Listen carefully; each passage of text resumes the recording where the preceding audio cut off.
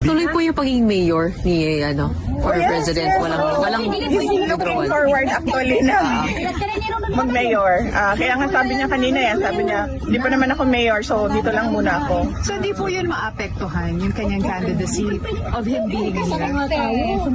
Oh, he's only an accused, and an accused is presumed innocent until proven guilty. So, masyado pa tayong malayo doon sa he's a convict.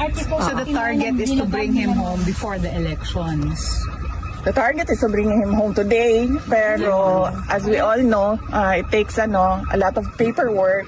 Pero kadalang VP, maabtan ba siya September sayang last dili na oy. Wala. Dili pa ko makatapag-anak.